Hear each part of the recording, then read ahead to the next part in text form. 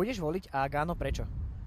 No, pôjdem voliť, pretože je to pre mňa asi taká povinnosť viac menej, pretože si vážim, že tu žijem a že tu môžem žiť. Ešte nie som rozhodnutý, lebo vlastne strany, ktoré by som mal voliť, tak sa stále opakujú tí ľudia v nich a musím najprv vidieť volebné programy a podľa toho sa budem rozhodovať, či vôbec pôjdem alebo nie. Určite pôjdem voliť.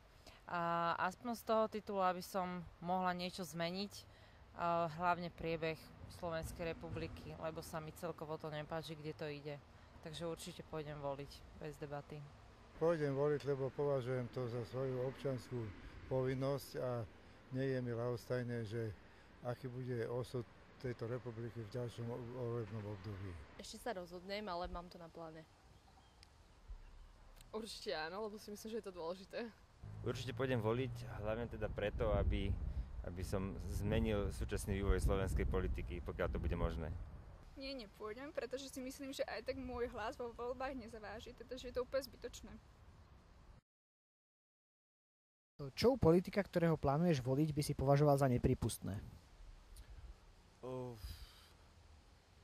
Asi politika, ktorý má radikálne extrémistické názory a niečím sa nezhoduje s mojimi názormi a nemá nejaký dobrý program. No, nepripustné určite. Musí to byť človek čistý, tým pádom, ak má niečo za sebou, nejakú, ja by som povedala, zlú politickú minulosť, tak taký človek tam nepatrí. By mal byť čistý a charakter by mal byť. Mal by mať nejakú takú auru ľudskú. Taký, by som povedala, by som ho prirovnala možno ako pán Dubček, tak ten bol fajn. Aspoň na mňa tak dobre pôsobil ako človek. Ľudský a taký, aký sme my obyčajní, aby sa nepovyšoval na druhých. A keď človek sa ho niečo spýta, tak aby vedel priamo odpovedať, bez toho, že by sa bál, že niečo za tým, niečo iné je. Takže taký, aby bol priamy a taký, aby bol ako my. Rozhodne odsudzujem to, keď niekto bude rozduchávať nevraživosť medzi obyvateľmi, susednými národmi a štátmi a takéto, aby bol mier a pokoj. Tak určite sú to tie rôzne škandály a kauzy, ale nepripustné považujem hlavne klamstvo, ktoré neskôr vyjde najavo. Nepripustné? No, tak asi to, čo robia tí, čo sú tu teraz v koalícii. Malo by podľa vás Slovensko finančne pomôcť Grécku? Tak toto je veľmi aktuálna otázka. Názory sa tu rozchádzajú. Ide o to, že keby sa nepomohlo Grécku, tak by sa mohlo stať prípadne, že sa rozpadne ten menový systém s eurom v celej Európskej únii a toto by som nechcel. Tak by som, preto som za to, aby sa im pomohlo, ale na druhej strane, aby štát si požičal na to 800, neviem koľko miliónov eur, aby sme potom to splácali, každý obyvateľ tejto republiky, to celkom nesedí. To není dobre, ale ťažká je voľba, no ide o budúcnosť Európskej únie, myslím, a tú alternatívu bude treba podporiť. Určite som nie zastanca toho, aby sa Grécku pomáhalo.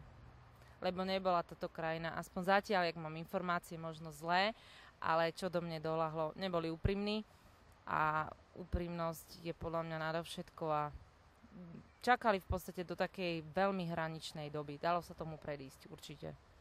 Takže ja by som finančné prostriedky Grécku zatiaľ nedávala. Tak v prvom rade tam nejde len o to vyplácať nejaký zahraničný dlh Grécka, ale ide o celú stabilitu eurozóny, podľa môjho názoru. A Slovensko ako súčasť eurozóny by si nemalo dovoliť držať sa bokom.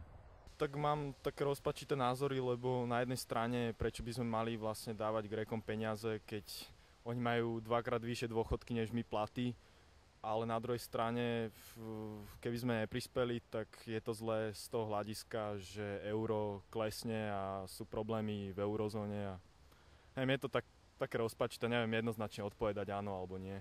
Podľa mňa nie, keďže Grécko si tie peniaze samo minulo, teda na tie dôchodky, čo mali oproti našim, tak je to úplne zbytočné. Teda ešte od každého niekoľko, koľko to 150 či 50 eur od každého človeka, aby teda sa ešte aj požičiavať si musíme na to, čiže určite nie.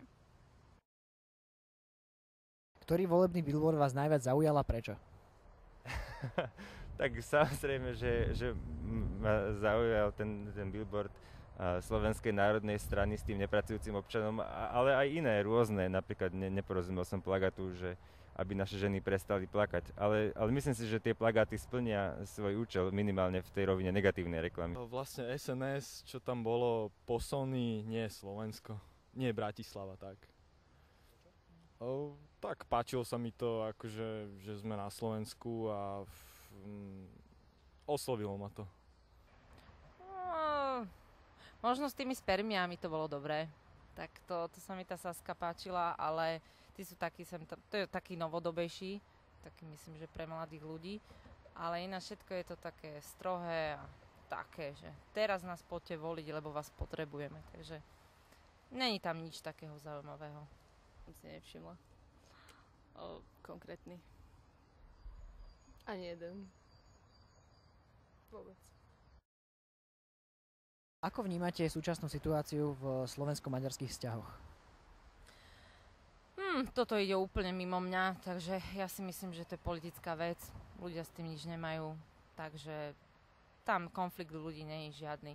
Tak môže to mať v budúcnosti možno, že nejaké tendencie, ktoré by sa možno aj ľudí mohlo dotknúť, ale zatiaľ to ide mimo mňa, takže to neriešim.